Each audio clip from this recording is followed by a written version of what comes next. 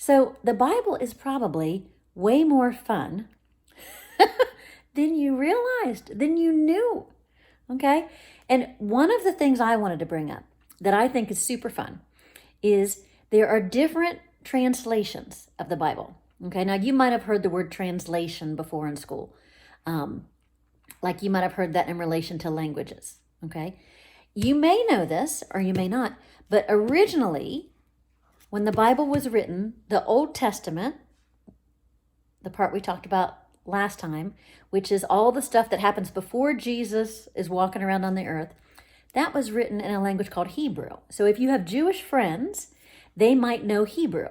Okay, so Hebrew has a different alphabet than English. And instead of reading it from left to right, you read it from right to left. So in our minds, you're reading it like in reverse. Okay, so originally the Old Testament was written in Hebrew because the Old Testament was written first, years and years before. And then the New Testament originally was written in Greek. Okay, and that's its own, another alphabet that's not English. Okay, so the Old Testament was written in Hebrew. The New Testament, the time of the ministry of and life of Jesus, was written in Greek through the end of the New Testament. Okay, and then this was translated into basically now all the languages of the world, right? So in the U.S., typically here, we're going to pick up a Bible that's written in English.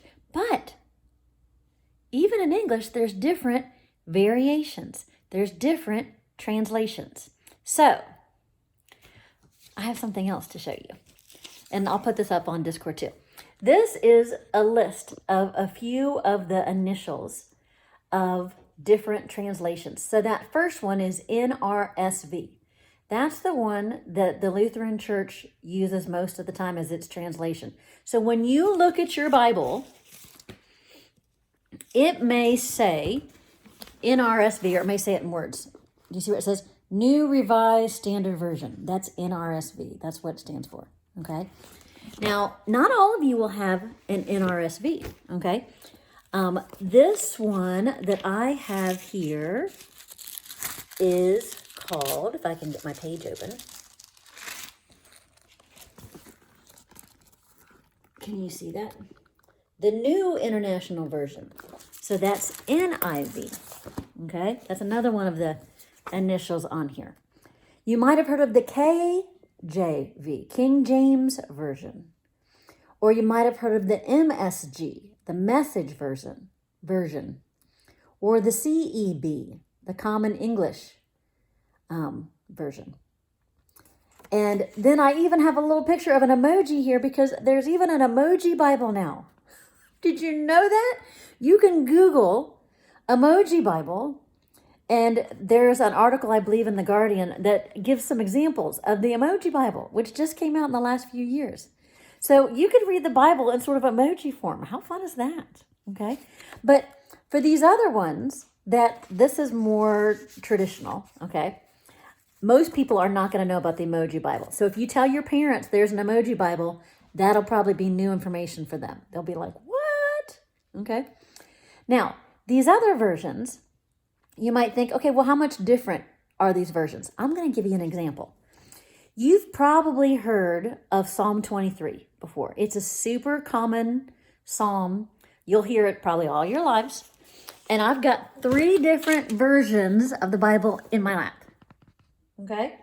So I'm going to read you a little bit from Psalm 23 in each of these, just so you can hear how they're different, because it's kind of interesting. Okay? So this is from the NRSV. And this, like I said, should sound familiar. The Lord is my shepherd. I shall not want. He makes me lie down in green pastures. He leads me beside still waters. He restores my soul. He leads me in right paths for his name's sake. Okay, that's the NRSV. Here's the NIV, slightly different, so just listen for some differences. The Lord is my shepherd. I shall not be in want. He makes me lie down in green pastures. He leads me beside quiet waters. He restores my soul. He guides me in paths of righteousness for his name's sake. So there's only a couple of differences in those two versions.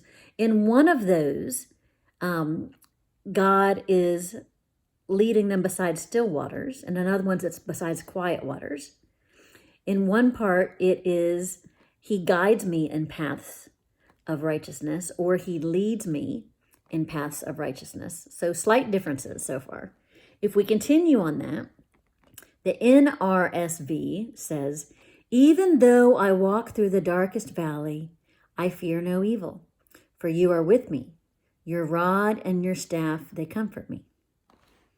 The NIV says, not I walk through the darkest valley. Here's what the NIV says. Even though I walk through the valley of the shadow of death, I will fear no evil, for you are with me. Your rod and your staff, they comfort me. So even though those variations are slight, when you're reading them, what kind of fear do you have in walking through the darkest valley versus walking through the valley of the shadow of death? That sounds awful. Okay, so realize that your different versions, your different translations might have some differences. Now, those are some minor differences. Listen to the Message. Okay, here's another version of Psalm 23. Okay, you know how those other ones started. Just to recap, Psalm 23 from the NRSV begins, the Lord is my shepherd. I shall not be in want. He makes me lie down in green pastures. He leads me beside still waters. He restores my soul. He leads me in right paths for his name's sake. Even though I walk through the darkest valley, I fear no evil, for you are with me. Your rod and your staff, they comfort me. Okay, here's the Message version of Psalm 23. God, my shepherd, I don't need a thing. You have bedded me down in lush meadows. You find me quiet pools to drink from. True to your word, you let me catch my breath and send me in the right direction. Even when the way goes through Death Valley, I'm not afraid when you walk at my side. Your trusty shepherd's crook makes me feel secure. Totally different version. Okay? So you might find that Message version easier to understand, easier to relate to. You might feel like, oh, it's about sending me in the right direction. I didn't get that from the other versions. Okay? So that's why looking at the different translations is kind of interesting to figure out what works for you and what doesn't. Like you might read something in the KJV, the King James Version, and you might recognize it as being King James because it'll be a lot of these and thous and maketh and shineth and THs on a lot of words and really formal language, okay?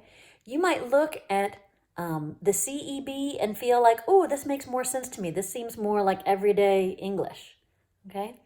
But you can Google any of those as possibilities, or you can Google just a Bible verse. You could pick Psalm 23, for example, or anything from the Bible. Type it in, and often they will give you multiple different versions of that passage all in a list. So it's a way for you to kind of explore and think about how you hear the Bible, how you feel the Bible, how you experience the Bible. So just some kind of ways to play around in it a little bit and have fun this week.